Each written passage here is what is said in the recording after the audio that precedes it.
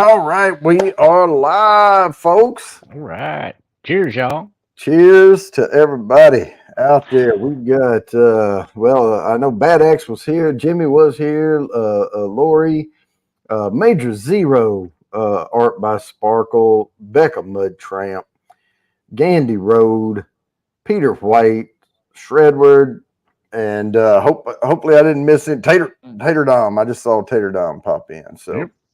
if I missed somebody, I apologize. But we got a good show here tonight, hopefully.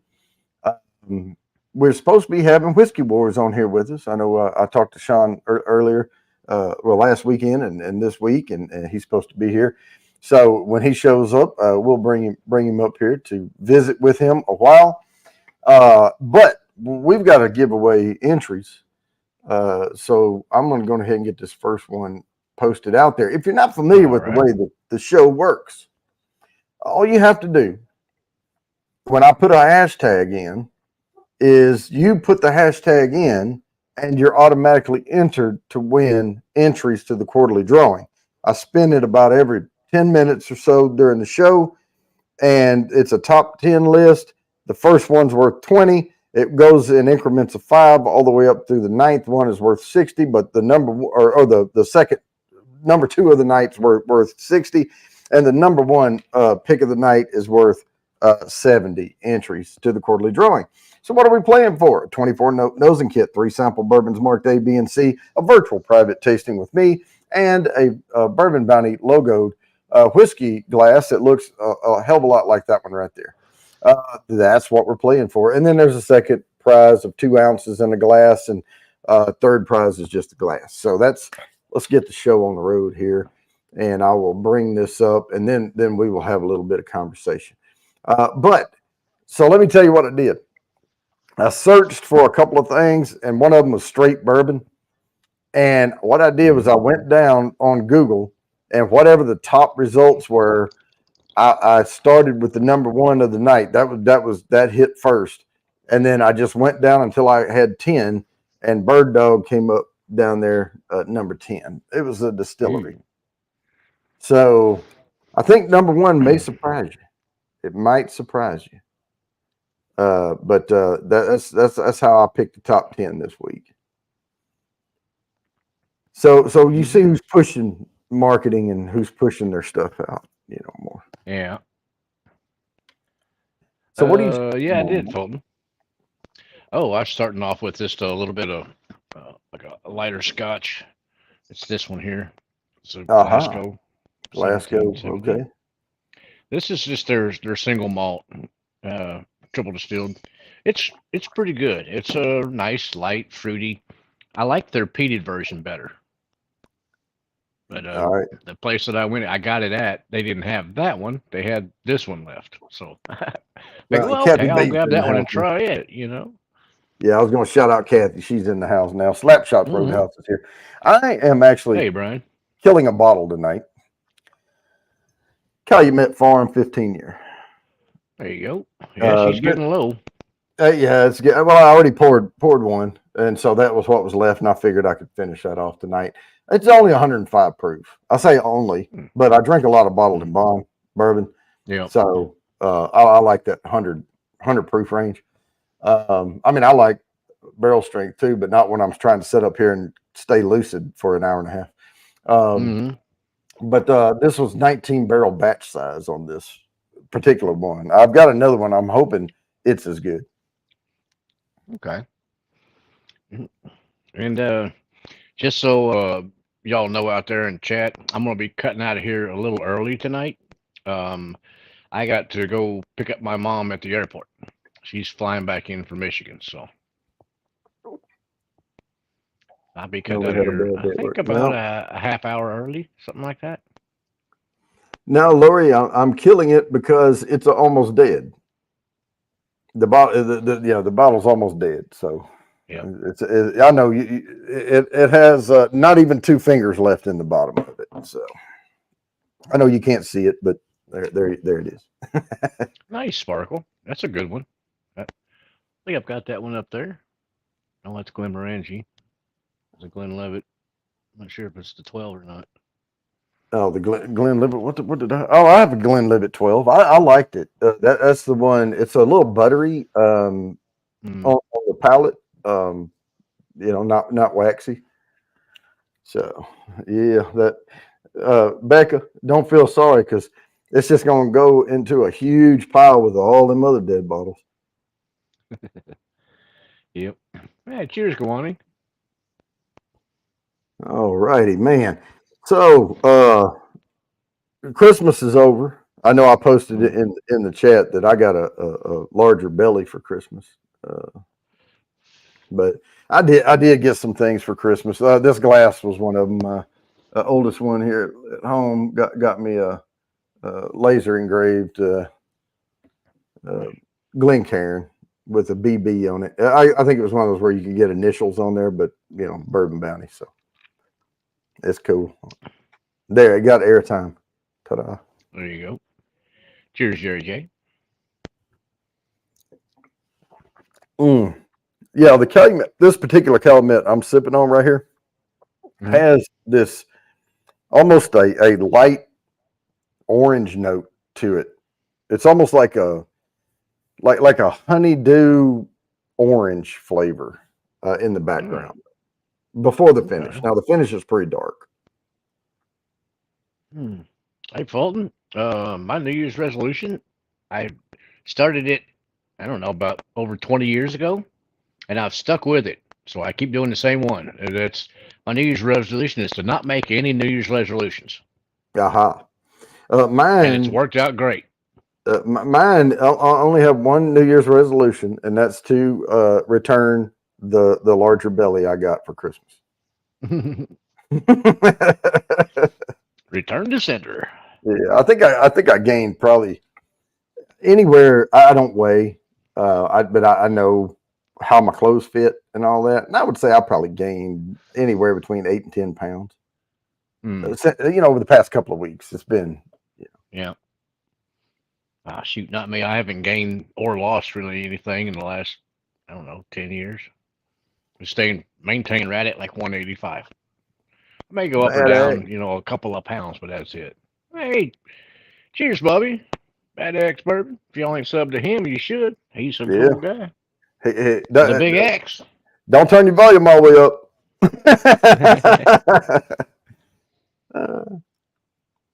No, but it's an interesting show and it's exciting. And if you join in on one of Bobby's streams, if you're not familiar with Bad Axe Bourbon, he will show you his axe hole. Mm-hmm. Yep. And it's getting bigger too. All right, Sean's here. All right, yeah, he'll be up here in just a few. Yeah, and when he gets here, we'll bring him on up because we already made our announcements. We already got this going, so yeah, we good to go. And yeah, I may spin a little early, and the reason I'm gonna spin a little early, the reason I wanted to get that hashtag posted out there, is because I want to get to the put me in before you have to leave. Nice, Becca.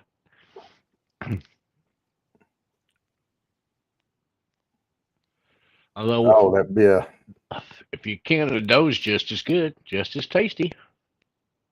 Mm-hmm. Although, being raised with a lot of whitetail, I got down here to Texas and I tried some of that Axis meat. Ooh, Yeah. I'm rooting now. Whitetail is just not nearly as good anymore. Oh, That Axis is good. I was going to tell you something else I got for Christmas. I haven't tried it yet. I got a jar of those good cherries.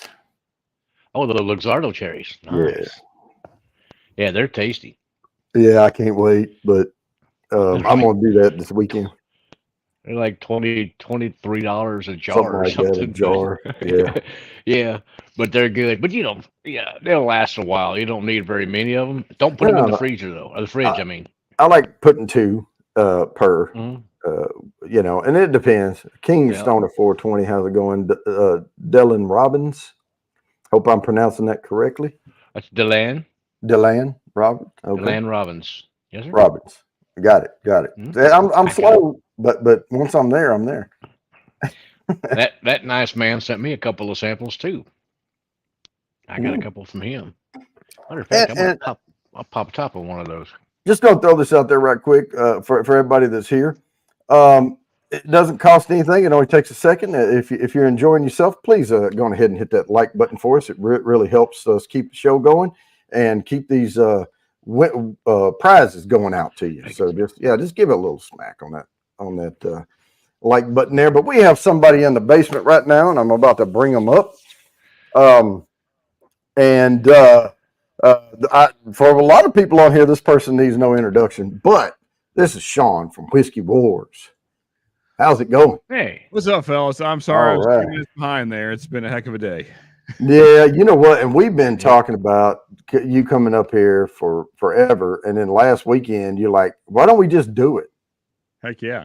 And I was like, "You know what? Yeah, let's just do it." I just realized I was in such a hurry, I forgot to turn the light on. Give me a second. All right. I see 21090 there. That's a Todd. Yeah, there we go. There's a little more light. All right. Awesome. Anyway, glad to be here. Sorry I was late, Jody. Haven't even cleaned up my table here. And you know what? You're not late. You're not late. I usually bring the guests on right about this time, right here. Okay, perfect. Mm-hmm. Perfect. Good. Yeah. We got through all of our announcements and what the show's about and how to enter and what the prizes are and all that. So yeah, perfect timing. But I know you just got here, but I need to go ahead and spin this first hashtag entry. Yeah. So let me do that right quick. And good luck, everybody, on the bird dog. And this is worth 20 entries to the quarterly drawing. And we're going to land on, that's Lori. All right, let me write that down. Plus 20. Now, when it lands on Lori, we spin again. Me, but she is visually impaired, so. And Big Daddy H is going to be. There we go. Very nice. Big Daddy. All right, got that. Mark that off. Let the confetti die down. I don't want to jip anybody out of their confetti. For sure. Then so what do we got in the glasses there, fellas? Well, I just polished off a little bit of Glasgow 1770. Now I'm going on to something different. Okay. And I am this one. Oh, wait, I can't see. I'm over here working behind the scenes. Well, great minds think alike, I guess. They're I'm also reaching for a Still Austin. Just the standard old cast strength bourbon though. Nice. Yeah, I picked this up like a week ago, 2 weeks ago at Total Wine. It was on sale, $44. So yeah. Oh heck yeah. Yeah, that's a good one. And if you're just joining in, this was I searched on Google for straight bourbon, and I went down from the hits. And of course, the first few are sponsored, and then keep going. And these are in reverse order of the first 10 hits I found. So who's pushing product and who's pushing distillery. So nice. Really nice. So what I'm doing tonight is I'm polishing off a 19 barrel batch is what this came out of Calumet Farm 15. Thanks, man. So we're getting low, but I have a backup bottle up there. So I actually traded a Calumet 15 that I got from Todd So Todd, thank you for that bottle because I got this Remus 3 for it. Yeah. So Hmm. you had a buddy that was really early. That was the Sam Houston 50. Anyway, whatever. I traded the Calumet for something. Oh yeah. The Driftless Glen pick that I got from John Kranz, Okay. Oh. which is excellent. Good. I mean, I don't know if I would trade McKay mint. I mean, I've heard though that they vary by batch. So, and I've had 2 batches of it. So this is my second bottle, and I've got a third up there. This bottle has more of the darker fruit notes in it than the first one. The first one had more tobacco and like molassesy type note in the very back end. This one's more fruit in the middle, and I'm hoping that one. But I like them. Yeah, they're good. I'm not the biggest Barton fan, but it's good stuff. It's not, it's just it's not something I reach for real often. But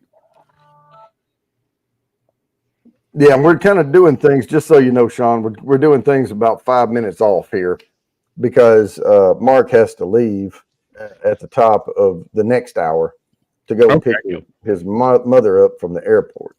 So you are welcome to stay sure, man. till the end of the show here. And but I'm trying to get and do the put me ins a little bit early tonight. So Fair enough. Because I have to be silent and write down names. Right, man. Hey, and cheers everybody that has been cheersing me. I didn't cheers you back, but yeah, cheers everybody. Yeah, good to see y'all. So, and I don't know, Sean, if you covered this on your show or anything, but I always ask this question when we have a guest up here. Uh-huh. What is your earliest memory of? And this is a funny way to put it, but when did you find your love of whiskey? Put it that way. Ooh, I don't know if I can tell that story on here, but I'll try. Well, at an age that's in not grade school. at an age that's not legal, I'll just start with that. Me too. A buddy of mine, I asked him to go in the store and buy me some whiskey. He knew nothing about whiskey, and he grabbed a bottle of 101, and we killed it that night. And I've been in love ever since. Actually, a few years after that, I had way too much 101 very quickly, and kind of took me out of whiskey for a while. But then I worked my way back into it, and I won't tell that story right now because it's But anyway. Well, good news is the statute of limitations has way since expired. Well, in that case, I was 14 then. Yeah.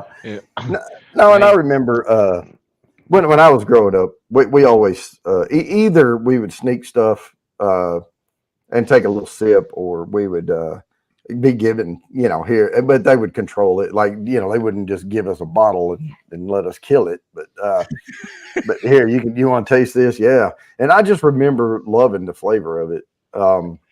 But it took me a while longer because there was someone in my family who struggled with alcoholism. And for a long time, I didn't want to get into whiskey because I thought it may catch up with me. And so one day I thought, I'm stronger than that. I'm well, not just that, but I'm mature enough now that, it scared me when I was in my 20s, put it that way. But now, later on, I was like, you know what, I'm mature enough to handle this. And I've had whiskey before and mixed drinks, and I've had, stuff like that. And I want to enjoy it. So I got back into it. And, but you'll notice I drink a lot of beer. Yeah.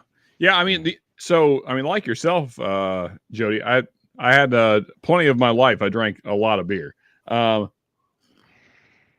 But as you get older, it starts catching up to you. And I was starting to put on the tire. I was like, well, I don't like that. I was like, but I want to stop drinking. So what could I do? And that was during that time period where I couldn't really drink whiskey because the short of it is I drank a fifth and a half hour over a girl. And that was not a great idea. And woke up in my own vomit. There's not a great way to say it. So and so then after that, like just the smell of whiskey, especially any kind of dark alcohol, just smelling it would almost give me a headache and just turn my stomach. But then I started mixing into craft beers, and that's how I got back into whiskey. I just slowly mixed less beer and more whiskey, and then I started that about 10 years ago, and now it's just been all whiskey ever since. Yeah. Yep. Well, for me, I still like I love the flavor. Now, let's back up for a second. When I say I drink beer, it's almost beer. I drink Coors Light. That's beer flavored water. Right. Beer. Yeah. Yeah, it's almost beer.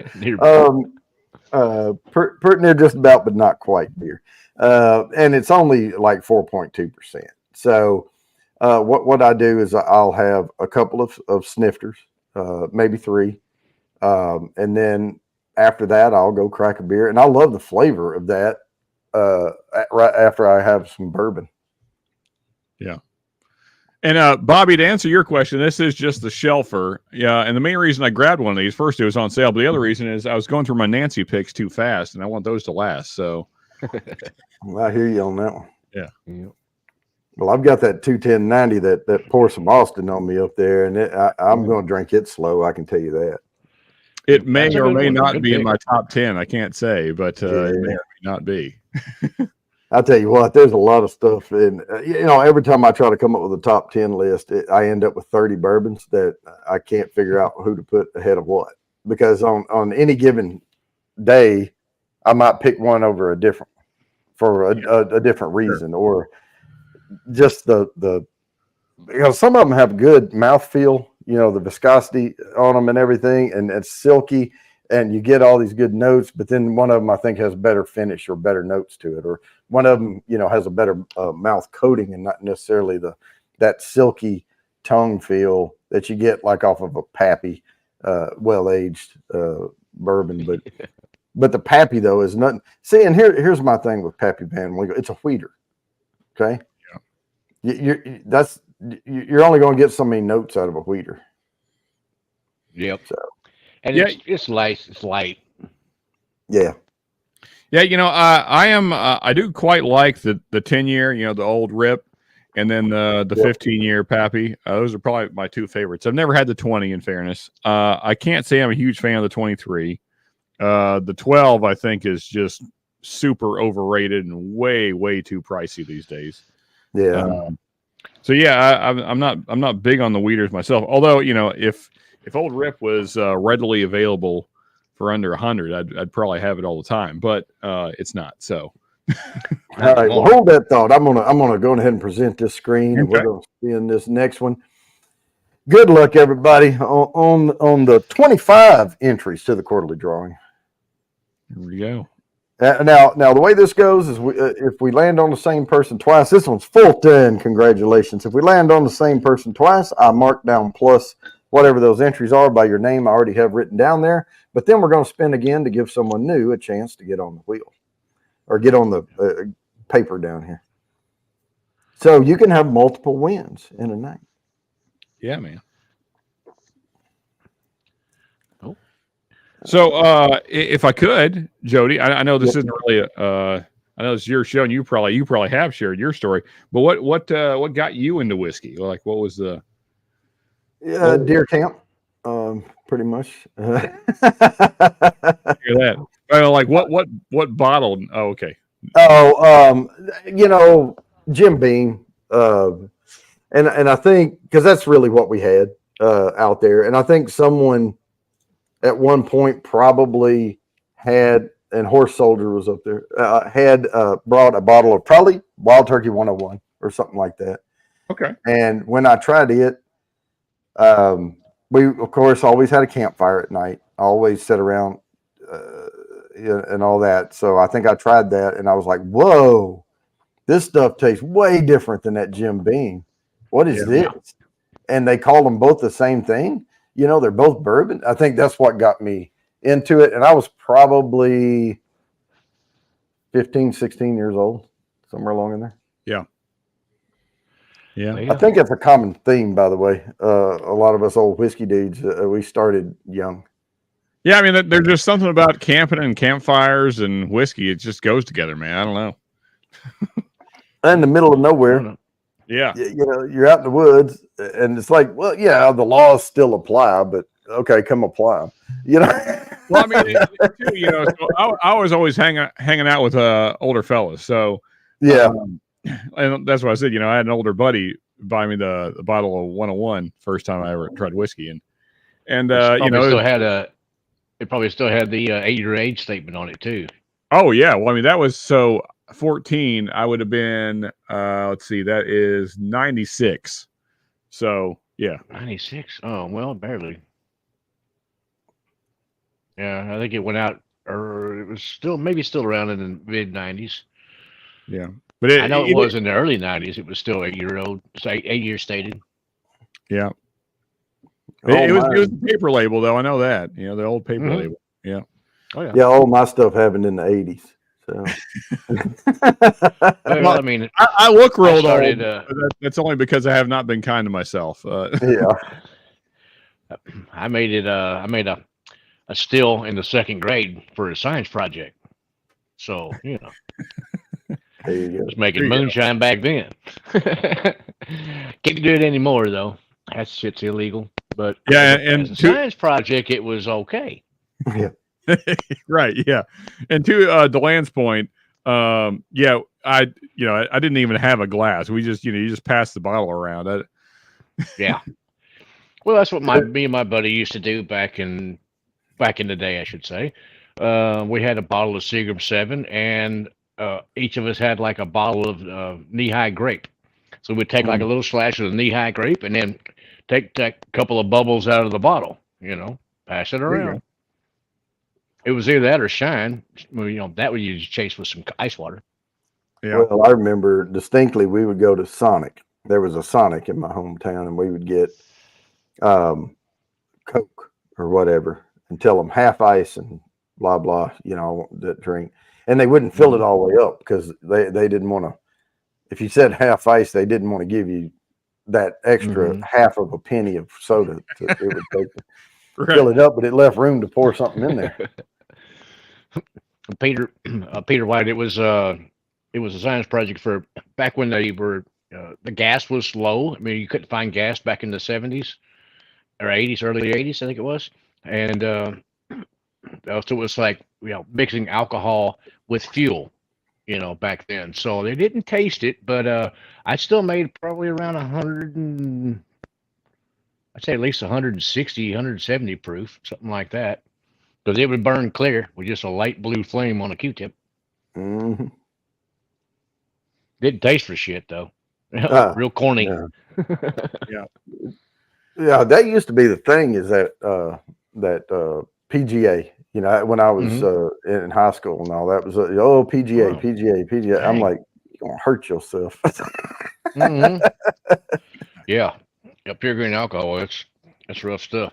Hey, has either one of y'all tried Dragon's Milk Origin Bonded?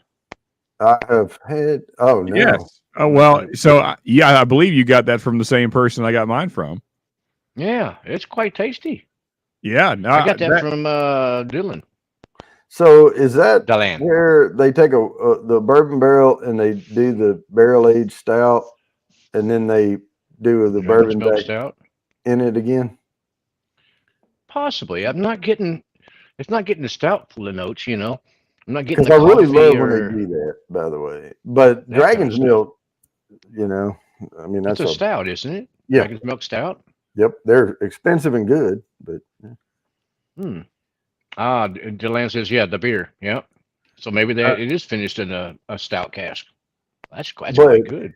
It's like Dragon's Milk's not as harsh of a barrel aged stout than say the BCS stuff is, though. Oh yeah. It's a lot lighter. Now, Jimmy sent me a can of the Mater Familia. That beats BCS hands down for me. I mean, personally. Really? Yeah. Oh yeah, that's one of the best stouts that I've ever had. Oh, I've had several out there that were better than BCS. Yeah. Oh yeah. Yeah. Delan, I believe I'm going to throw that Dragon's Milk into my 100 proof blind, because I'm going to do a 100 proofer video this year. I think best 100 proofers this year, because I've had a few really great ones, which usually is not a thing, but this year has had some really great 100 proofers. So I think I'm going to throw that, because man, that is such a great bottle. And as I mentioned before, I'm probably going to have to talk to you about maybe finding. Yep, that's truth. Also, Deland, so just replace your MD 2020 and Boone's Farm with Colt 45s and oldies. That's how. Yeah. Hey, come on, leave my MD 2020 alone. Yeah, I was never much for the real sweet stuff, but Yeah. Boone's I've Farm, though, killed, it's I've pretty killed tasty. it. Yeah, we used to, because Colts back when I was young, you get a Colt 45 for like $1.50. So for $6, you could get 4, and you could get absolutely trashed on Malt 4 liquor. Colt 45. Yeah. Yeah, what was the one in the little short stubby green bottles? Oh, Mickey's Big Mouth Mickey's Big Mouth. Oh, had the little geez. bumblebee on the cap. Uh-huh. That'll hurt Those were you. fun to throw at signs as you go down the road. Oh yeah, but it's not fun to hold your head the next day. God, those things No. will give you a headache. Yeah. Oh, yeah. Yeah, Colts too. Colts 45. Mhm. You're gonna Yeah. have a rough day the next day. Mhm. For sure. And that was the biggest thing I found out about with moonshine. It's certain people made really good moonshine. Certain people did not.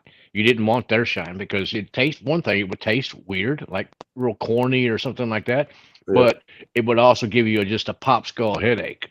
Whereas this one guy I knew down in on Golden Pond, it was LBL area.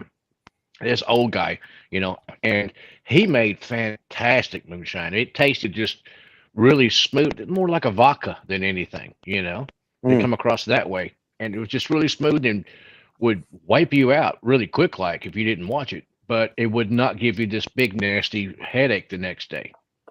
No, and I've had some good shine though that had a little. Now I'm not saying overwhelming sweet corn flavor, but I liked a little of that corn Yeah. back A note hint. to it. Yeah, a hint. Yeah. A hint of it. You get that kind of sweetness, but not overly powering where it's just kind of slaps you in the face, Right. Yeah. I gotta say, Mhm.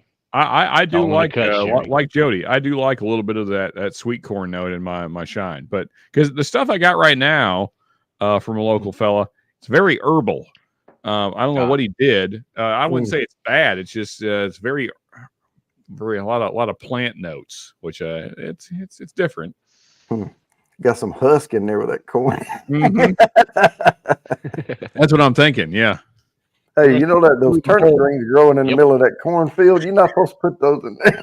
He just threw the whole ear in there without shucking it, Yeah. Oh, it's because I'm giving them to you, Ben. Whenever I win, I give my Oh points to yeah, Ben. yeah. All right, I am going to present the screen, and we are going to spin this thing. Oh, and Bourbon by the said he way, didn't want it. by the way, Ben, I did not go to the what was it, the Specs Madness today. I'm like, nah. Oh, there's Lori again. Yep. Plus 30 on Lori.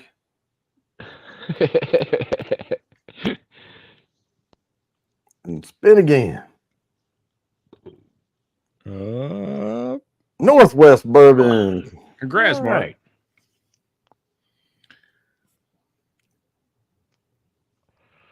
Oh, well, I'm gonna have to go with Got something that. Now we can stop this. light with a little bit of peat because I can't go too long. Let me see here. I'll be right back. Let me grab something that's a little peaty and something lower proof. That'll work. I discovered something, Mark. Yes, sir. The Oogie. Oh, Two glasses. That's it. good stuff. Yeah, that's all I can handle. Oh yeah. Well, that's really all you need. It's one of those pours where you have like one glass at the end of the evening, or Right. Yeah. Oh, that something first glass is the best. The second one, I was like, but I had it with a cigar, and it was still really good because it kind of hid some of the really thick peat notes. Yeah. And then when I came in, I thought, you know what, I'm gonna have one more little half pour of that, and I'm so glad I only poured a half pour because it got too rich for me. It was almost like, you look and your eyes get bigger than your stomach, and you get it like, oh, I want 2 pieces of cheesecake, or I want 2 creme brulees, and you eat one of them and go, I can't finish that. Yeah. Too rich. Yep. I'm going to throw this out there now. Now, I have not blinded them, so I can't say for sure. But I think, because I hadn't had an Oogie in probably a year and a half, and I just grabbed one 2 weeks ago. And my 10 is actually my camera is actually attached to my old 10 box, my Ardbeg 10. I think I prefer the 10. I know that's maybe a hot take. But I think I prefer the 10. I was going to The say, 10 is definitely a lot lighter. if you're going to blind Ugadal, it better be some heavily peated stuff along with it, because you can open that bottle over there and I can tell you that you just opened an Ugadal. It's not even so to your point, Mark, it's not even so much that it's lighter. It's the type, the way the peat comes across in Ugadal is more not the same as Lafroig. No. Not even close to that, but it's heading towards that way, more of like an ashtray ashy note than a little, because like I find the peat note that you get in 10 I think is very sweet, at least to me. Now I know that sounds crazy to some people that are not into peat, but I mean I think the peat note in 10 is very sweet. We tried that one. Oh yeah, I've had it many times. Yeah, that was pretty good. So hey, I'm gonna have to. So's this one. Yeah, now. Yeah, that might be King Dick right there. The newest bottle of that, the 22 release. Now that one will definitely slap you up beside the Head and Shoulders. I mean, that one's peaty. Well, again, to that, I don't know that one's more peaty than the other. I think it's just I would like to know if they're still sourcing their peat from the same place as the last batch. I'm very curious. I believe so. I think it was the Highland peated, the Golden Promise. Yeah, I think that's what it was. I mean, it comes across so much different in this batch. I mean, because I've done them back to back, and the new batch is much more ashy again. Which maybe I'm just very sensitive to. Part of it might be because Emma from Crowded Barrel is actually working with them now as a blender and taster. So, and she's a Lafroig freak. She loves her Lafroig. So she's probably trying to lean it that way just a little bit more. That profile, yeah. Which I don't like Lafroig. I mean, I liked Lore. Lafroig Lore, that one was okay, but the regular 10, oh my god, it's just like Ben said, band-aids and hate. It's just but it's medicinal, weird iodine-y, funky peat. I came up with another. You were saying slap somebody in the face. You know how you build a fire and you can lay a 2x4 in the fire and it'll catch on fire. Well, take that 2x4 out of the fire, dunk it in salt water at the beach, pour iodine on it, and then hit somebody in the mouth with it. That's there you go. Yeah, it's that tiny medicinal iodine band-aidy. I just don't care for it. Oh, there you go, Dylan. Yeah, the Corey Reckon. I haven't not tried that one yet. I've seen it, but I haven't picked one up. Now I want to.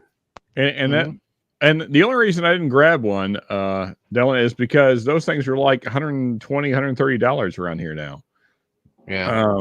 Whereas I got my Oogie, maybe it was on sale, but it was like 80, I want to say. Yeah. Yeah, 80, 85. I paid $95 for my Oogie.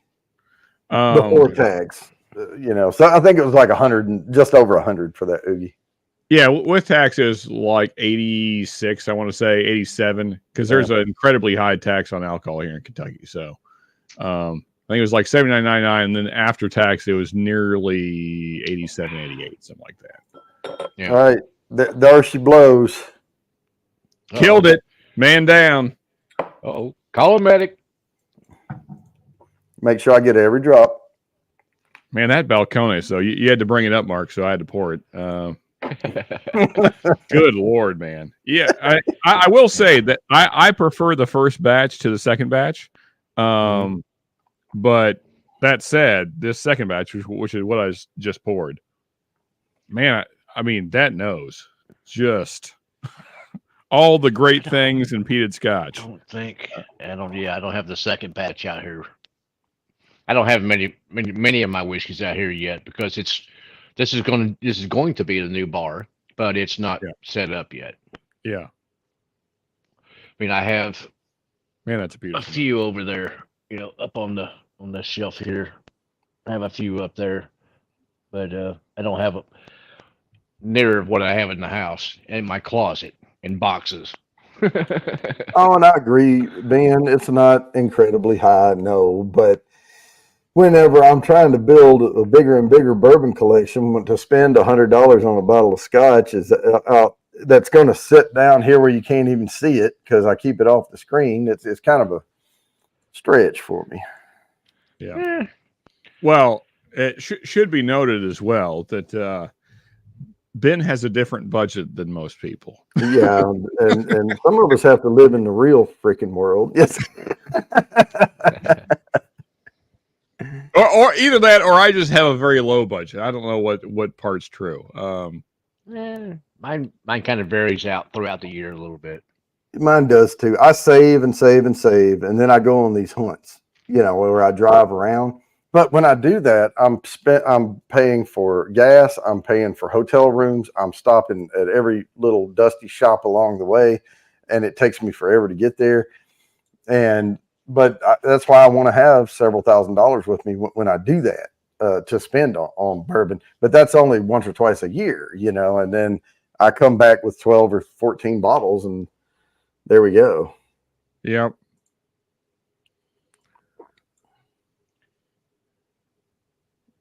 Yeah, you don't get to as many bottles as Ben has by not spending so much. Tons, yeah.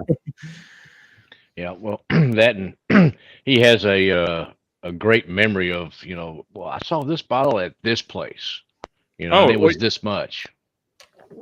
Well, not just, I mean, that's the thing is like Ben's, Ben spends some money on whiskey, but like he's always getting a good deal. Like he's not, rarely is he overpaying. And if he is, it's for a bottle that's very hard to find. So it's not like he's just throwing money away. I mean, and he's getting hitter bottles. He's not buying bull crap. So. Yeah. Yeah. And I'm buying a whole bunch of junk to get to the gyms. That's the one best thing I found about Whiskey Tube is being able to have a few different samples of stuff so that I can go try it and then go, oh, that's really good. I need to go find this. So next time I'm out, and I see one, I go, oh, okay, that's one was really good. I'm snatching it up. Well, I tell you this, I went into a store and they had a store pick and they had a sampler going, a couple of bottles open from it. And of course they're putting it in those little plastic cups. Mm. And I'm trying to taste it and it's got like this much in the little plastic cup and I toss one back and I actually just reached and grabbed another one and tossed it in there with it because it wasn't enough to really, it wasn't even a swig. And I chewed on it a little bit and I was like, yeah, that's pretty good. I think I'll take a bottle. And I still to this day swear to you, that was not what was in that plastic cup when I brought home. I tried to replicate it, like just put a teeny bit in it, and it just did not have the same notes. And they swore up and down, no, that was, we opened it the same barrel, same everything. Yeah, I had a sample of the Blue Corn when I first bought that one, and it didn't taste nearly as good as when I got the bottle home and popped top on that and then poured myself one. It's completely different. Yeah. For some All reason. right, here we go. I almost got behind on this one. I'll catch back up. We'll have to. Good luck, everybody. This is worth 35 entries. Shredward. Shred, what's up, buddy? Nice. All right. And there you go. Oh, quarter cask. Okay. I've seen that one. Jody, if you don't mind, I'd like to announce a thing here because I feel like you may have a different audience than I do. Go for it. So for anyone that's interested, July 14th in Louisville, Kentucky, not quite the capital of bourbon, but it's damn near close. It's the second most bourbon in one area, I'd say. We are planning a whiskey meetup. So if you feel like you can be in Louisville July 14th, please join. We have a Facebook group for it. It's called Mid-South Meetups. Just go on the search bar on Facebook and send me your join request, and I will let you in. But we're trying to get as many people as possible. We got 6 months to plan it. So if that sounds like something you're interested in, then join us on Facebook. And also we're going to be planning other stuff as well. Looks like the Professor Rusty maybe playing kind of like a hunting kind of meetup as well. And I'm hoping that more folks in that group kind of throw out other meetup kind of plans as well. And hopefully we get a kind of cool thing going there. That's kind of the whole goal of the group, is to get fun meetups in the Kentucky, Tennessee, Georgia, and well, mainly northern Georgia, as the name implies, Mid-South. So if you're in the Mid-South, then, yeah. Anyway, hopefully some of you find that interesting and will join us. Yeah. Awesome. Now, the Evergreen Liquor over on Market Street, that's where I tried Pappy. They had the 20 and the 23, and I tried them both. Couldn't hardly tell the difference between them, actually. Yeah, I'd say that's true. Yeah. Nearly the same product. Yeah. Yep. Just a few more years, more oak. Yeah, I mean, there is a slightly harsher oak note on the 23, but I don't know if either of them are really my thing, mainly because of the low proof point. It's just yeah. Well, I did drink a bunch of them, but they were only $20 a pop, a pour. They had them for $20 a pour. Yeah, there you go. Not bad. Yeah, I mean, at that price, it's worth trying. At least. Yep. Oh yeah, I'd try it for that. About $120 later, I floated to my room and slept like a baby. Floated. I like it. Yeah.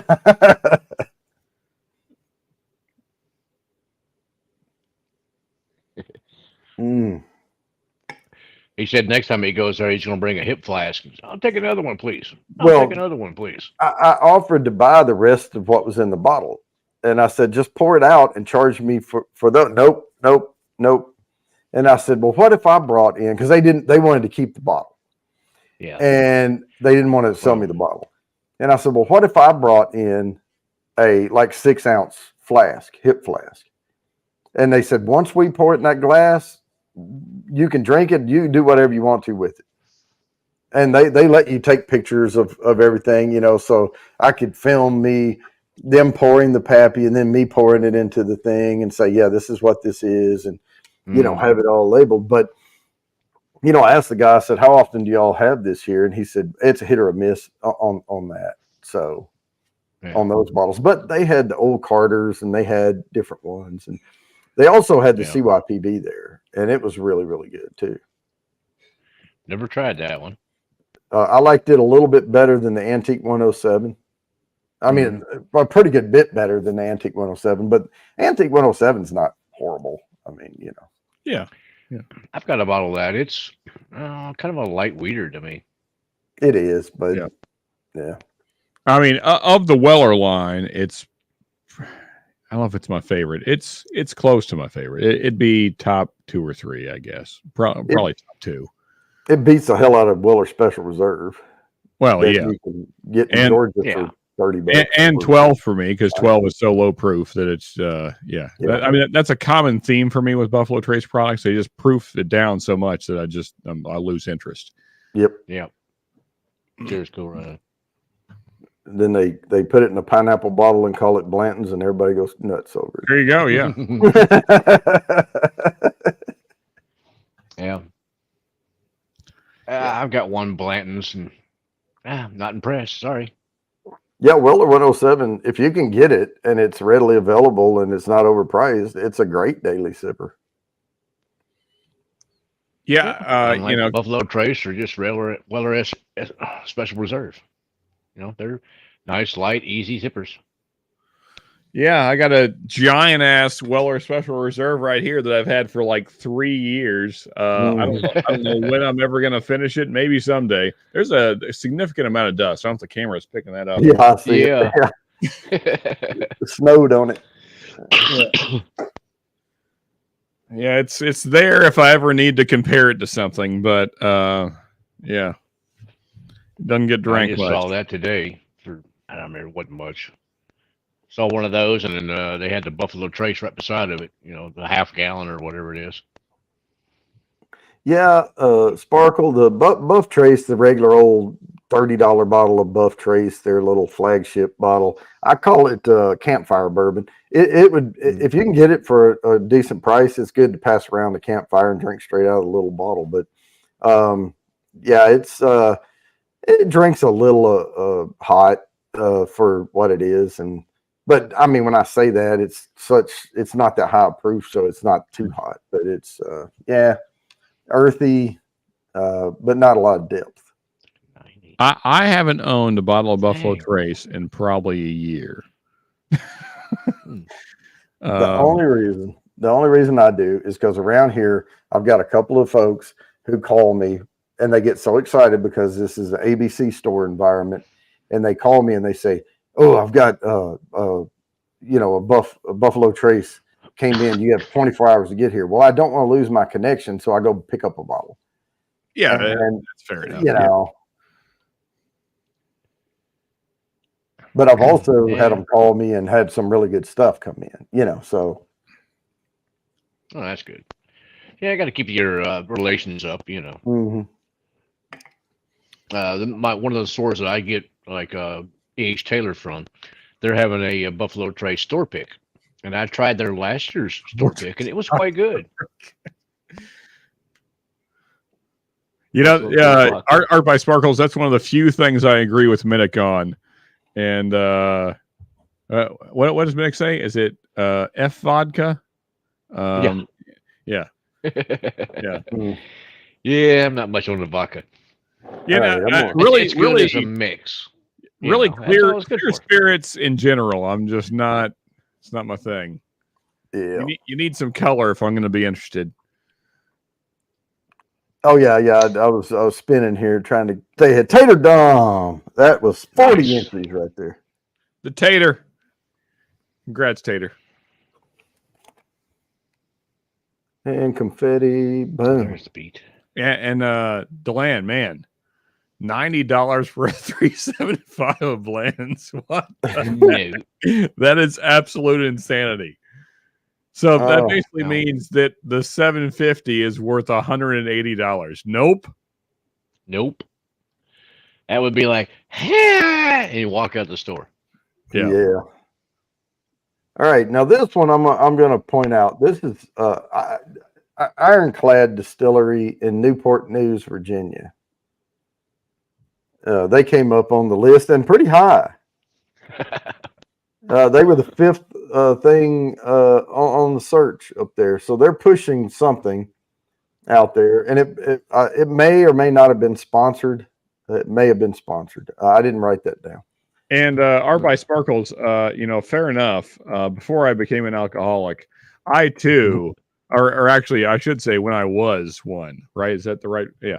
I too would drink anything to get wasted. I've done the Everclear watermelon route. I tell you, what's not the right amount of Everclear to put in a watermelon is the whole bottle. Yeah. You mean you don't poke a hole in the top of the watermelon, stick the whole bottle on it, and stick it back in the fridge for a day? Oh, no, we did that. We did that. The problem is the bottom of the watermelon will F you up. Don't even eat a whole slice. You will die.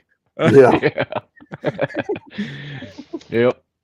We used to make this stuff called pea pickers back in the day with Everclear, and then we had like the other thing we used to use that stuff for was a trash can punch, where you'd bake like a cooler and you'd get like a Hawaiian punch and all the fruit and everything else, and you cut all the fruit up and throw it all in there, mix in a bottle of Everclear, and a bottle of rum, and a bottle of vodka, and whatever else happened to be around. That's what Jerry J said, hunch punch. Yeah, I mean, that Everclear, that makes a very spicy watermelon. Yeah, that fruit will slap you down hard. Yep. I've told this story about the Jello shots and the girl who wasn't good at drinking. Got you, Jerry. I've been good at drinking my whole life. Yeah. Oh, yeah. I haven't missed Kinda my mouth natural. once. Yeah. Major zero. Trying to get to 3,000. All right. You know, Yeah. gonna You're get on the that way. YouTube money, brother. Anyway, now I've moved on to that Bull Run 15-year American whiskey. This is finished in a Pinot Noir, super fancy, yeah. But more than that, it has the greatest tater sticker of all time on it. Look at that thing. Oh, yeah. In the words Ricky of the Bobby. great Colonel Sanders, I'm too drunk to taste this chicken.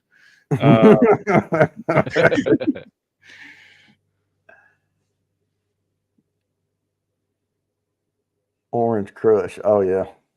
This is going to be interesting. I've never done Bull Run after having a peated single malt in my glass. So this is like a smoky Bull Run. Independent Joe in the house. What's up, brother? Independent Joe. Now, just so y'all know, if someone does super, here's what happens. You get 10 entries per dollar for the halfway mark giveaway. That's where we give an entire bottle away, or samples. Like you can get samples that equal 750 milliliters in 50 milliliter pours. We can do that. We can do a whole bottle. We can do still Austin. We can try to, get whatever. But you get 10 entries for $1, and you also get those same entries toward the quarterly drawing as well. So you get double entries on those. So just throwing that out there. But entries are always free for the regular quarterly drawing. I think I noticed on your post earlier that a few people that had donated like that didn't get entries on the regular. Well, I put them in there. Okay. Yeah, I mean, it like they'll have let's say all they got was put me in for 10. They'll get 60 regular entries and 50 on the halfway mark. And I keep the first entry. Now, here's the difference though. Is the halfway mark, once we spin for the quarterly drawing, all of those entries are gone. You may still have entries for the halfway mark, but you can still have zero for the quarterly drawing because that went to the last quarterly drawing. I got you. That's what it is then. Yeah.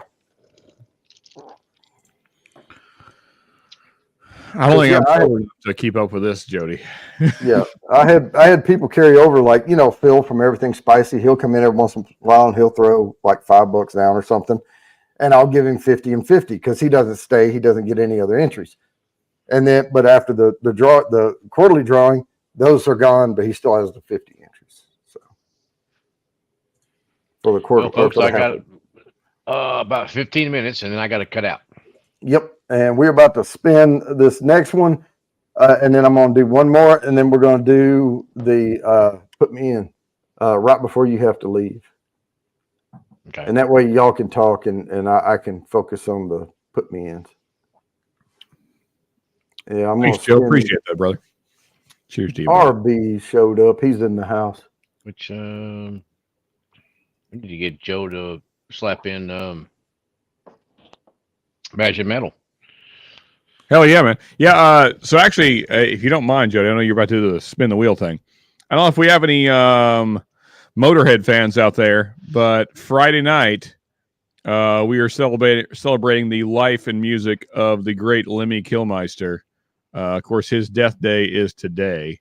Passed away, on this day. Well, what is it?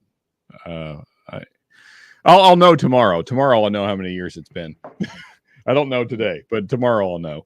But yeah, if you're a Motorhead fan, that's what tomorrow night's all about. Is Lemmy, man? Yeah, that's my dude. Yeah. All right. Oh, yeah. And if I don't hear Ace of Spades, I'm going to be highly disappointed. Oh, we're gonna play. We're gonna play a lot of Motorhead.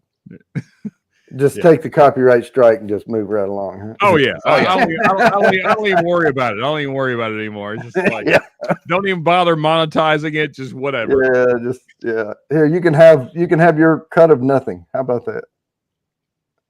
they'll monetize it for you though. There you They'll, go. they'll play ads on it, and it'll all go to them. I just don't monetize it for my channel.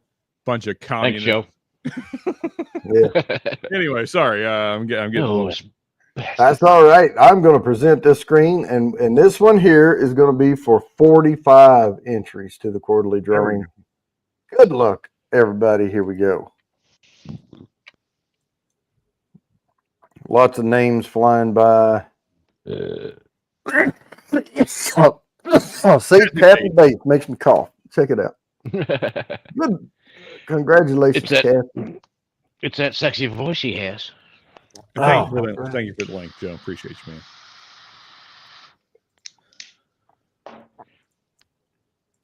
And one more, and then we're going to do the put me in. So here we go. That's what he said. I thought you said One just more, a and then tip. we're going to but- put it in. Sorry, No. I haven't eaten dinner, so whiskey's working. Yeah, Well, I had actually had a bowl of chili couple right s- before it started. That sounds great right now. Oh, goodness gracious, man! as I long as don't it's have. like a Texas Red. All right, there we The go. only real chili, just by the way. Well, this was actually it's pretty good. It's different. You can't think of chili. It's think of Frito pie, right? Okay, fair My enough. wife's from Maine, and so she makes like a Northeast chili, which is like the more dense. It's not soupy. I put cheddar cheese in it and a little dollop of sour cream in there over some Fritos and crunch it up. I mean, it tastes good. I just don't consider it to be chili. Yeah. Yeah. Well, so I'm with you, Jody. So I made true Texas Red chili. We had a chili cook-off month-ish ago. Mhm. Here's what's funny is most people that tried my chili said, this is really great like stewed meat, but I don't think it's chili because there's no beans in it. I said, Oh no, I don't think you know what chili is. Yeah. there's No, two, there's two no things. beans in chili. They will run you out of Texas or any other state that makes good chili if you put Yep. beans in it or if you put ground beef in it. You got to use the small cuts of meat. You don't Chunks grind of meat. it. Well, Chunks so of meat. so what I use when I make a chili is I use 2 big chuck roasts, which just it's so fatty, it just gives it so much flavor. Oh man, and you just cook it low and slow a long time, and it just breaks down, and man, it makes a fantastic chili. Oh, and- Art by Sparkle. And deer is good in chili too. Chunks of deer meat. deer's very good too. Sometimes I'll do half and half deer, half chuck roast. There you go. You gotta have some fat though, or even though it's wet, the meat will taste dry. You know what I mean? Yeah. Yeah. Yeah. Well, some of the Even, best chili is when you pull that brisket. pot out of the refrigerator the next day and you look down in there and it's just orange. It's, Yeah, because that fat layer on top. congealed Yeah, on top. man, Yeah. Heck yeah. that's the good stuff right there. Heck yeah. I mean, my Texas buddy was one of the best ways he eats chili. You get a saltine cracker, you get a spoon, you put a little drop of chili on the saltine, you eat it that way. Plus, his chili's I guess out of a 5 alarm, his is probably about a 4. Yeah. I normally just crush the saltines up in the bowl and put the chili on there and mix it up. Yeah, man, Yep. you gotta have some heat in there, or else you're not doing it right. Exactly. Now that said, when I did the chili cook-off thing, I made it mild because I knew my audience. But when I make it at home, I make it pretty spicy. Yeah. Yeah, it's got to have enough heat in there that it creeps up on you, and then kind of you start getting a little sweat. After half a bowl. Yeah, I like it to be hot enough where after the second or third bite, you're considering not finishing the bowl. That's about a 4 alarm. Three and a half to a 4 alarm right there. It's that heat that builds on itself too. Every Yeah. time you take a bite, it gets even hotter on top of the heat that's already there. Yeah, Yep, and your exactly. and your hair is wet. Yep. And all that good stuff. All right, we are gonna spin this thing here very shortly. If you don't have it in there right now, it's a hashtag KNOB. Hurry, because we are gonna spin it to win it. worth Yeah. 50 entries. Yeah, I mean, like when I see like white chili, just is an insult to chili. That's soup. You're making No. soup now. You're making soup. That's tortilla soup. Or Yeah. stew. No, Yeah. I think it's an insult to stew too. Yeah. Stew is too good to be white. No, like I don't know, because stew again to me is mainly meat. You know, Yep. Yeah. you might have Potatoes, meat, Like stew. beef stew. you might have No, some it's- vegetables in there, but it's mainly meat. Yeah. Yeah. It's just to make your mama go, okay, it's okay. Yeah. Throw some potatoes and carrots or celery or something off in there, just so that mama says you got some vegetables. Other than that, To answer this question, hang on one second. It says, what the hell is white chili? White chili is to chili what white Chicken. chocolate is to chocolate. It's not chocolate at all. Exactly. So yeah, it's something they call that. That's a great comparison, Jody. It's exactly that. Yeah. I All think right, they here make we white go. chili with chicken. Good luck, which everybody. It's just It varies. complete BS. It can be pork, chicken, or turkey, but either way, it's not chili. Yeah. No, chili is All made right, with my sparkle. beef. Well, yeah, I mean, because the original chili was very simple because it was what cowboys had in their packs with them, and then they killed a cow and they made a meal. So they might have garlic because that you can haul that a long way. You might have onions because you can haul that a long way. Mm-hmm. And then you'd have peppers because again, if they're dried out, you can haul those a long way. And you'd probably have salt, and that's about it. Those are about the only ingredients other than beef that goes in chili. Jody? Got the blend. Thank you, Art by Sparkles. Appreciate that. Yeah, Well- any of you that are into whiskey as well as hard rock, metal. We cover a lot of genres. Sometimes we'll have a country music night. Really, it's just a love for music channel, but we also drink whiskey. There you go. It look like this. Wait, Did you get that, Jody? no, I've gotten something like that before, but I haven't gotten anything recently. Okay. It was a This while was back. it was a blend that they did online, that Joe did, of a bunch of different hitter bottles that we don't know what it was, and I don't know what stream it was, other than I think it was on Ben's Ben's stream, but it was it's supposed to be pretty good, but I don't know. Is this where I say "put me in," which is also what he said? Oh, you in there? Don't worry about it. Put it Guess away. you don't have to type it. Mr. Great Shot, Lori, and you. Well, Lori, occasionally Hey, bigger Mash drink. and What's Metal, up? Mash and Metal will play some country music. Yeah, I think we're going to make that. So we've had a lot of death days, which, by the way, for all of you that don't know, I celebrate death days, not birthdays, because you haven't accomplished shit when you're born. But That's when right. you're dead, the story's over. So, yeah. So I celebrate death days. I celebrate the day somebody died, because by then, we have a lifetime of accomplishments to look back on. And the movie's over. Yeah. So that's my thing. And so today is Lemmy's death day. So that's why tomorrow we're going to be talking about Lemmy. But so there's been a lot of those recently. But I think we're going to, to Mark's point, I think we're going to make country music night a more often thing. Probably once every 2 months or something, we're going to do a country music night.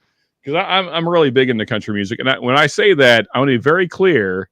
I do not mean the country music that's on the radio. That's Oh, heck no. that's pop with the twang. Yeah. Yeah, rap. Yeah, or rap with the twang. Yeah. But I'm talking about real country music. So if you're into that, or if you're into rock, hard rock, metal, join us. Yeah, I think you'll have a fun time. We drink whiskey, we talk crap, and we play a lot of music, and yeah, it's a pretty good time. So Heck yeah. All right, fellas. I better cut my butt out of here and get on the road. All righty, All right, man. Good to I'm see you, gonna buddy. finish up I'm, this uh, put me ins, and then we'll. I'm gonna see if I can tune in while I'm driving. At least listen to y'all while I'm driving. I'm not gonna be watching and commenting, but I'll hopefully we'll be there. So, peace, love, and whiskey, y'all. All Love right. you. Cheers, buddy. All right, man. Take it easy. Shania Twang. Oh, Shania Twain. Yeah. Nice, Joe. let's see. How do I? You know what? Shania Twain makes a great model, but a terrible country music artist. My personal opinion, anyway. All right. So anybody who's here who doesn't know what's going on, right now we're doing put me in, and you get everybody gets a trophy. All you have to do is type put me in the chat, and you get 10 entries to the quarterly drawing. There you go. And it goes to the end of the show, but I don't focus on it. So you really have to get my attention if you put it in later than this.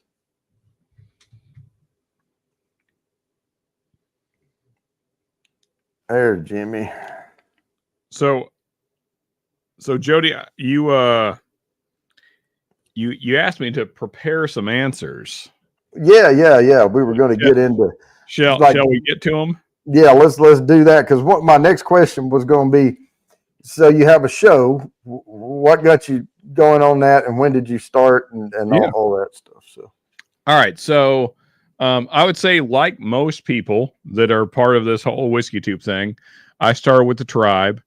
Now it'd be 6 years back, 6 or 7, something like that.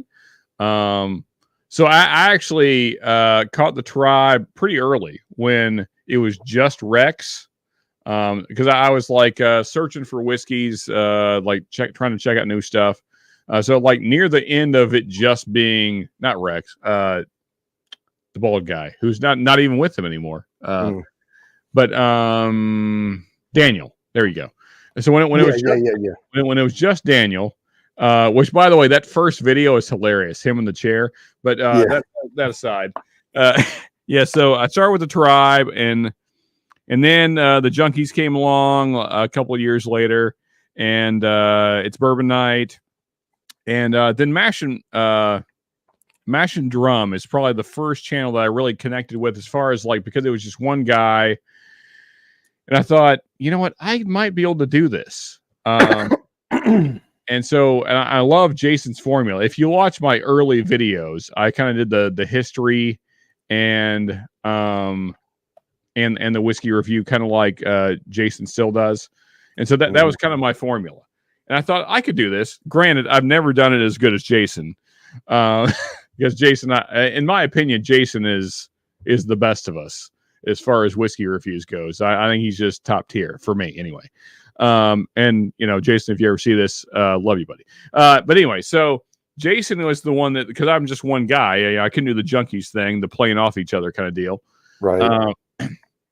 And so, I thought I might be able to do this. And so, March of 2020, and didn't even know that the whole vid thing was going to last as long as it did. But I'd already kind of planned. I'd bought the barrels, these barrels here. I bought those back in January, and was kind of getting things set up. And then we had all this free time. I was like, let's just freaking do it. I wanted to get more things together, but I was like, I got all this free time. Let's do the damn thing. And so that's how I started a channel. And that was March of 2020. It's going to be 4 years in March, which seems crazy. Yeah, it goes by fast. I can tell you that. Well, here's this point right here. I need to read these names off and let people know, in case I missed something. There's Fulton. Let me write that down. I'm going to read these names off, and if I call your name, you have 10 entries to the quarterly drawing. If I do not, I either missed you or you didn't put me in the chat. If you want those 10 entries, then go ahead and enter it. But I have Mr. Great Shot, Lori, Whiskey Wars, Baker Drinks, Jerry Arbaugh, Art by Sparkle, Dylan Robbins, Jerry J, Gandy Road, Tater Dom, Slapshots Roadhouse, Cool Running, Independent Joe, RB, Major Zero, Kathy Bates, Jimmy's Random Content, Z-Man, Peter White, and Fulton. And I see Gawani in there. If I did not call your name, I do not have you down. All you have to do is type put me in the chat, and I will get your name down there, and you will have 10 entries There's Newfoundland, the Ingalls family. And a long time no see, man. Hey, how's it going? And yeah, it goes to the end of the show. Big Daddy H is in there. But this is where I'm focusing on it. All right. But I'm gonna put me in, because if I need to, I can go back and look at this. But it doesn't mean the put me ins are over. You can still do it, but we're going to focus on other things, because I'm going to post the next hashtag. And you know what was coming. You know Buffalo Trace is going to have a sponsored top of the search up there somewhere. This is a number. This is the third thing that popped up on that search I did. Now, I do need to do the hashtag, though, right? Yeah. You have to do the hashtag, yeah. So for me, my channel, I was doing, my dad and I were actually doing one called Redneckologist. I was living in Texas, and my shtick on that show was if you don't have to be from the South to be a redneck. You just have to work out in the sun and get a farmer's tan and that type of stuff, right? Right. Mm-hmm. And you don't even have to work out there. You can just be a weekend warrior, and all that. But I think there was a little bit of redneck in us all, type thing. So we would do things like how to change a starter on an Evinrude motor, how to grow garden, how far apart to plant stuff, how much to water it, all that type of junk. And we would show our garden and the yield, and we would talk about country music, the old stuff, and all of that. But then I moved out here for work, and then we couldn't do the show anymore. So I went for a while. Of course, when you get a new job, you kind of focus on that for a while, to get your arms around everything. And then I got kind of comfortable in the role, and I decided to start a new channel. And I loved whiskey. I had whiskeys, so I was like, yeah, let me just talk about these whiskeys. Now my thing with my show, I started off, my catchphrase was, I buy bad bourbon so you don't have to, right? And mine is affordable bourbon, so think under $100 mostly. Yeah, is what the show was founded on. And people walk in, and if they're not into bourbon, they don't know anything about it at all. They don't know about allocated bourbon from Indiana. They just walk in and they see all these colorful bottles sitting on a shelf, and they go, I have no idea what to buy. So I started buying them and stocking my shelf with them, and then I would review what they would see when they walk into their local liquor store out on the shelf, and make recommendations of what to get Dad for Christmas, if he's a bourbon drinker and you're not, and that type of stuff. right. Yeah. I mean, and very similar to kind of my thinking when I started my channel. I was all about budget bourbon, basically, and still am. I mean, I guess it depends on what you call budget, but yeah. I mean, and when I do my show, I did a top bourbons to gift for Christmas type thing, and I'm like, look, don't buy a plastic bottle of Jim Beam. Here's Wild Turkey 101. Here's or Elijah Craig. Here's this type of stuff. Knob Creeks, things like that, and I would give profile notes on them or whatever. But then you move up into the $50 range, and then like maybe if you want to spend a little more, then here's the $75, $80 range type bourbons. Yeah. I mean, and I think what really changed my mind as far as like what I should be drinking is for our 2019 anniversary, my wife went out of her way and purchased a Blanton's, an Eagle Rare, and a Weller Special Reserve, and they were already like getting just way tatered out of control at that point. And so she overpaid for all of them, but I mean, she did it in, she was trying to get me something special, and she did. Right. And and she didn't know a ton about whiskey at the time. And in fairness, I didn't know a lot more than that either. I mean, I knew enough that I wouldn't have paid the prices she paid, but I appreciate what she was trying to do. Right. And so, I cracked all those that same night on our anniversary night, and I was like, "This is bullcrap. Like this, like as much as people are paying for these, like this is stupid." And so then it was kind of the because our anniversary is in March, so it was the following year that I started my channel, and I was like, my whole goal was to keep people from having that same experience that I had. You know, don't overpay for these bottles that are just kind of mediocre. Like, don't blow all your money on this when there's great bottles sitting on the shelf that you could have any day of the week that are far better than these bottles that you're chasing. And that was kind of the whole goal of my channel. And so that's that's Now, still kind of what I do. And I've heard people look up my shelf and they go, "Oh, well, a third of your bourbons up there are all the same thing," just because they know they're all MGP or Ross and Squibb, whatever you want to call them, you know, Indiana. Yeah. But I don't prescribe to that notion. I've had a lot of MGP procured bourbons by NDPs, you know, non-distilling producers that did good stuff with that juice. Now you're only going to be able to go so far from the root. But I wouldn't say they're all the same, but I judge those by, and I understand sometimes they're buying that stuff, but they're trying to make too much money too fast. And I think it hurts them in the long run. They're overpricing their individual bottles. They make the bottle really, really pretty. I just put it in a mason jar. You know, if I like it, I'll drink it. And don't overspend on this fancy schmancy custom bottle glassware. You know, just sell me on it. I love what Kings County does. It looks like a hip flask, but it's 750 milliliter. Yeah. This is the most plain bottle you're ever going to find. Yeah. I mean, just a basic label, but this stuff is killer. It is. It's really, really good. Have you had their lightly peated bourbon? I have not. I mean, I've had 3 different cast strength picks, which I think are all great. I don't think you can get a bad one. Nah.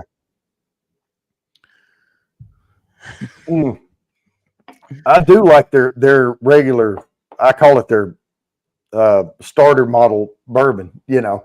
Right. And I judge sometimes. I'll say, well, before I buy a store pick cast strength single barrel whatever, I'm gonna try what they're hawking as their regular bourbon out there. Yeah. And I'll get it, and then I'll try it and see what base notes I'm getting out of it. And a lot of times you can do that. You can be like, ooh, I could see where this could be good if they give it some more age, or they, finish it in something or whatever. And TX bourbon in Fort Worth, the Firestone and Robertson. Yeah.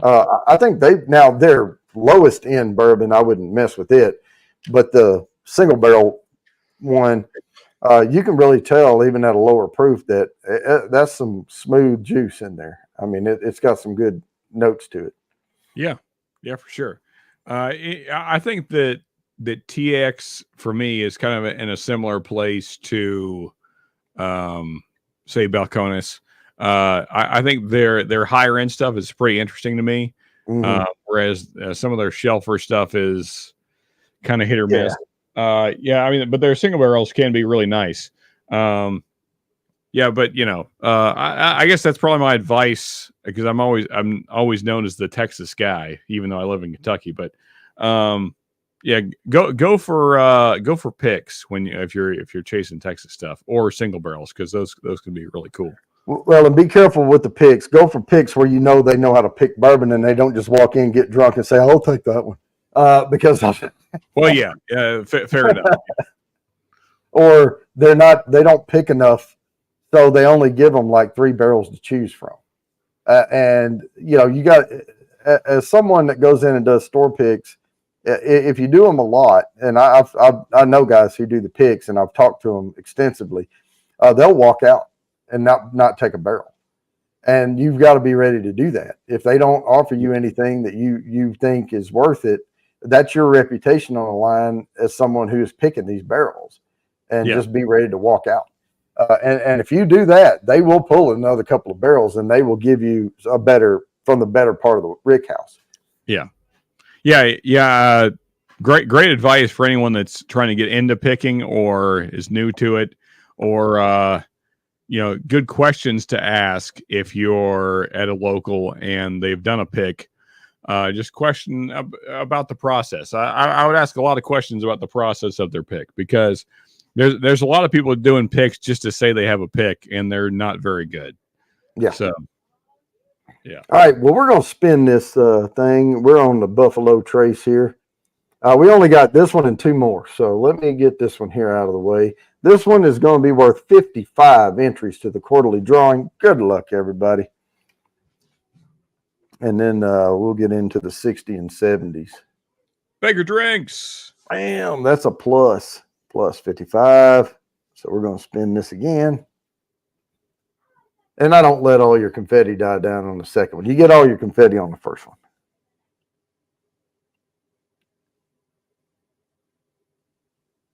Did I not put the hash? Maybe I didn't put the hash. This is Lori. I don't know. Let me see if I can see who's flashing by. It's hard to tell. Yeah. Oh, I saw you. Oh, yeah. Okay. I guess it is. Jerry J. There we go. And I am removing whenever they hit. I write it down, and then they get removed from the wheel for the next spin. So eventually we're going to land on somebody who hasn't hit yet. That'd be me. As far as I know, I've never hit to my knowledge. But tonight might be the night. Jerry has an interesting question. Is older always better? What do you think, Jody? No. There's a point that I think higher proof sometimes is better because, well, not as much water, watering it down. Yeah. That's going to be better, but there is a cutoff. I think you can hit a young tasting whiskey. I don't like much under really 4 years. All right, let me get Groovy down. I saw that one. What's up, Travis? Pop in there for the put me in. Wood is Woodford Reserve. That's sponsored. These last ones are all sponsored links that came up at the top of the thing, so these are the ones. Now the number one's going to may surprise you though. Okay. But they paid more to Google to be on top. Gotcha. But yes, ahoy. So I think over being, it depends on the climate. It depends on the temperature that they're aging it at. Like if it's higher in the rick house, it's hotter. The basement aging, you can go a little longer. But no, I know I was talking to the guys in Kansas City, and they were doing their bottled and bond bourbon at Jay Rieger. And I was talking to the guy. He was a bar owner, and he got the last son of the Rieger family, and said, "Hey, do you want to go in together and do a distillery in your grandfather's honor or whatever, great granddad or whatnot?" And so he could have the name. But he was telling me that they aged it for 4 years and they tasted it and they said, "Not ready yet. This is not where we want it to be." So they tasted it every 6 months, and it is a 6-year age statement on it.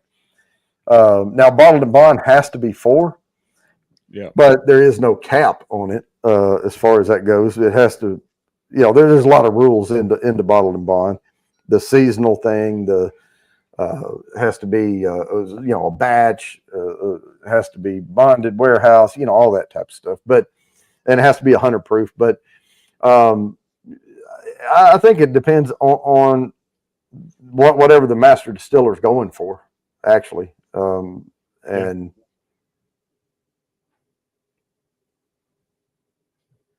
it came up with the winter confetti. Yeah. Just further on Jerry's question, I think Texas is a perfect example. I know I always talk about it, but you don't want super old Texas stuff. No. Yeah, unless you just really like the taste of wood. Yeah. Bitter. But that said, I mean, Texas can be really great pretty early. I mean, around the 3-4 year mark, you could have a really nice bourbon. But then, another example, not Texas. I think that Pappy 15 is the best of the Pappies in its 15 years compared to the 23, which is, in my opinion, getting towards over oaked. And I've never had one that wasn't. I've had it granted, I've only had 2 different times. So, I haven't had all the different Pappy 23 offerings. But nonetheless, it's just not my thing. I think it's pushing towards being over oaked, and I don't think Buffalo Trace profile can really handle that much time. It's too delicate, and the oak takes over, in my opinion. So yeah, I don't. Yep. Age is not always better. Certainly not. No, I think it just depends, because I know like there's some good 9 years out there, and I think if they went any longer, it would probably tip to a, not what they were going for. But I like crafted. I like the ones that are well crafted. I think what we run into a lot is we all know the big master distiller names from Buffalo Trace and Beam and all Wild Turkey, the Russells and all that. But I think we lose a lot sometimes when things get too big, because they're not that much into the crafting part of it. They try to craft it to be mass produced. What did I say, Peter? Did I not say the right thing? I feel like I didn't. The cast strength whiskey is catching up to me. Anyway, probably not an issue with Pappy Van Winkle is the best. I feel like I said the wrong thing, but anyway, did I? You tell me, Jody. You said Pappy 15 was the best. Oh, okay, all right, yeah, I guess we're good. Out of those, now he was comparing 15 to the 20 and 23. So, yeah, and fair enough, Joe. But that Armagnac is not a whiskey, so I mean, it's I believe I have that same pour from the same person, but anyway, DeLand, I agree, man. Yeah, and thank you again for introducing me to a few of those. Yeah. One of them is Lincoln Pinch. I love that Dueling Grounds Distillery just north of Nashville. It's in Kentucky, but it's in that dip, that right above Nashville, south of Bowling Green up there. Yeah, that's some good juice. It didn't used to be. They came out with a 2-year, and then they came out with a 4, and the 4 is way better. I know we're going quick here, but I'm going to go ahead and spin this thing, because we start getting multiple winners, and we got to get ready to get this show ended here in just a little bit. But and give you time to put in this last hashtag. Wow, Lori. Now I'll tell y'all this. Now Lori has gone without hitting, and she is hitting tonight. But she has gone a couple of weeks before, and it never. Whoops, sorry about that. Let me share this again. I hit the wrong button. 3 tonight, 3 or 4 tonight. 4. Yep. Yeah. Yeah. Let me share this. I'm going to draw again. I meant to hit draw again. I hit stop sharing. And Kathy Bates, see, that's a plus. Double hitter on Kathy tonight. Very nice. All right. Whoops, I'm putting the wrong thing down. It's plus 60. Yeah, I got that right. Okay, I got the other one right. Yeah, I had already written plus 55 on somebody else, and I just saw that, and I wrote it again. All right, here we go. Gandy Road, and that's the first one. Congrats, man. Art by Sparkles. So, Armagnac for me can get a little too sweet, especially the younger stuff. Now, a 50-year-old Armagnac is a different thing altogether, and also a very rare thing. So, thank you, Jigs, if you're watching. Appreciate you, buddy. But yeah, so Armagnac typically is not really my thing. But that said, we got a new hashtag. Yep, new riff. That was the number one thing that hit on my Google search. The top sponsored thing. New Riff. I don't know how if that surprises everybody, but it surprised me. Yeah. So what is the search exactly, Jody? I've just searched for straight bourbon. Okay, I got you. Yeah, And that was the number one search thing, huh? That came up, yeah, for me, and it was of course sponsored. The first 4 or 5 or whatever are sponsored. Gotcha. So New Riff apparently has some money out there to throw around. Evidently, yeah. How about that? I just hope they put it into their the juice. Yeah. That said, I would say pick this guy up recently. I'm getting pretty big into American single malts. Yep. And first off, fantastic label. Look at that's a beautiful label. And really just the whole bottle design of New Riff, I think, is really nice. Kind of the gradient color scheme, and then the gold leaf lettering. It's really, really, really pretty bottle. But that aside, because as we talked about, the pretty bottle doesn't much matter. If you're getting into American single malts, I think the New Riffs is pretty good. I mean, and also affordable, $70-ish bucks. Yeah.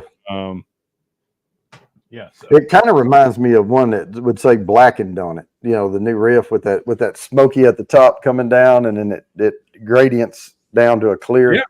Yeah. Yeah. I gotta be.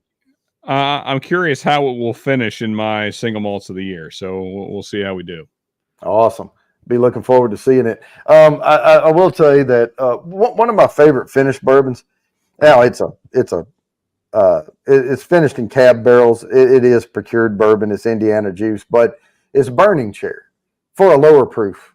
Okay. Just a little sipper that you can, something that has a little body to it, and a few different notes in it. But I do like red wine anyway. But they're putting it now in clear bottles, but it was in a solid black bottle, and the bottle was heavy anyway, so it was hard to tell how much bourbon you had left. I like it when it's clear at the bottom and I can see what I have left in the bottle. Yeah, for sure. Yeah, that's kind of what's cool about the New Riff is the gradientness, so you can see when you're getting low, which is nice. Fulton wants to know what your New Year's resolution is. I don't really do those, Fulton, because I don't believe in anything like that. Yeah. Any kind of stereotypical thing that people do because it's that time of year, I don't do it across the board. So, yeah, sorry, man. I don't really have any of those kind of things. I wish I had some interesting thing to say. I guess if I had to make one up on the spot, it would probably try and drink whiskey in more moderation. Keyword try. If you're gonna put me on the spot and I had to come up with one, that'd be the thing, I guess. Probably gonna fail miserably, and also I don't care at all. So there's that's not helping me. But yeah, if you have whatever the thing is, New Year's resolutions that you're working towards, that's good. I mean, yeah, I think it's good to set goals. So yeah. Yeah, I think though New Year's, it's kind of for the average person out there, it's kind of a bad time to set a new goal. You've just been on vacation, you just spent a bunch of time with family and friends, and then now you're having to get back into work, and you got this whole year ahead of you. It's very hard to keep up with these big life goal changes. Sure. I just say whenever it feels right, do it. And there's people out there, philosophy, hey, I'm going to do better tomorrow than I did today. Now, I fail miserably at that, but it's almost a daily resolution. Oh, yeah. Do a little better tomorrow than I did today. And then kick myself every once in a while when I go a couple of weeks and didn't do it. Yeah. Yeah. And to the questions around Armagnac. So it's basically brandy, for those that don't know. It's just brandy that's made in a very specific region. So it's brandy in a specific region of France. That's the simplest description of what Armagnac is. So, and for those that don't know what brandy is, it's basically made from fermented grapes that's in distilled. So it's Yep. fermented grapes that's distilled. Great whiskey. Yeah. So, and that's what makes it very sweet. Is because it is fermented grapes rather than corn, because obviously there's a lot more sugar content in grapes than there is in corn. So yeah, it's a very sweet alcohol. So if you're into that, then cool. I've just never been huge on the brandy Armagnac kind of thing. But yeah, anyway. Hanukkah Lonnie, hey, put me in the chat. I'll get you down here. Right now we're on hashtag NRIFF for New Riff. Get that in there as well. We're going to spin here just shortly. But Helen is here tonight. I don't even want to try and attempt to say your name because I feel like I'm going to ruin it. But I'm just going to say H Creations. Cheers to you. Thanks for cheersing us. Yeah, that's Hanukkah Lonnie. But her name's Helen, so you can just say Helen.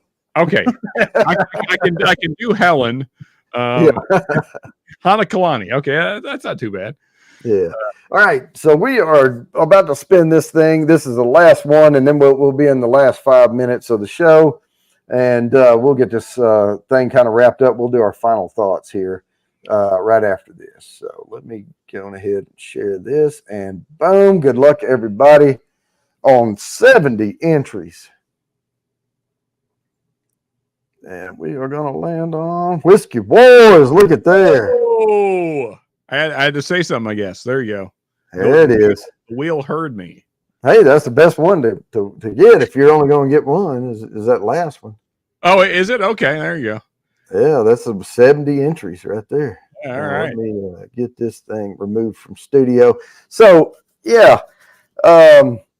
So we talked about starting the shows. We talked about love of whiskey. We talked about all that. We talked about and we got into a lot of good stuff from the crowd here with aging and what's better. I will say this: every bourbon. This is the way I look at it. Not just bourbon, but every whiskey out there has a unique personality. That's what the way I like to look at it. Absolutely. And there's a lot of personalities out there that may rub you the wrong way or may not be your thing. And some of them can be pretty harsh. So choose wisely. And, but that's why we do these shows. So we can bring you, hey, and you've heard us say, I like this, but I could see where it's not for everybody. Oh yeah. I mean, like Balcones, perfect example. Yep. I love, especially Balcones picks. I also realize those are not for everybody because they're super dark, a lot of wood tannins going on. I get that that's not for everybody. That's fine. It's like, what's your favorite pizza? Probably not going to be the same as everybody else's, and that's fine. Figure out what your favorite thing is and go for it, man. Yep. Yeah. The best bourbon out there is the one you like the best. That's it. And some people, and I tell people, hey, I would if you're just getting into it, start here and work your way up. Because if you start somebody on a very full noted, strong, I call it the roller coaster ride. It just takes you on these loop de loops when you take a sip of it. It may overwhelm them, and they may sign it off forever. Yeah.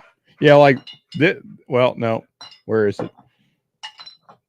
This is not a starter whiskey. No. Don't give Balcones rye to a person that's new to whiskey. That's gonna make them hate whiskey, probably. It probably. Yeah. So like even though I've kind of thrown a little shade at Buffalo Trace tonight, like their products are great for starting somebody on whiskey because they're very soft. It's very approachable. And that's kind of where you want to start somebody. So if you're trying to get somebody into whiskey, the Buffalo Trace is a great place to start. It's very approachable whiskey. I think though, as you get farther in your journey, it becomes less interesting, and you look for more interesting, more depth, a little more punchy, maybe a little higher proof. Those become things you look for, but that takes time though. That's not something you start with typically. So.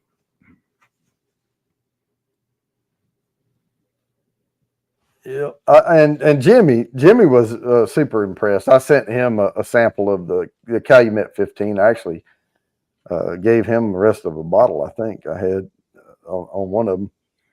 But yeah, I mean it's and for someone who hasn't gotten into some of the cast strength picks and all that type of stuff with especially the Nancy picks from Still Austin, some of those are just fantastic. It's a good one that you can find readily available on the shelf. But some of those Nancy picks, you better hurry up and get it if you're going to get one because it's gone after that. Yeah. So, and Major Zero, I am in a little town called Monticello, Kentucky. Probably never heard of it. It is just south of Lake Cumberland.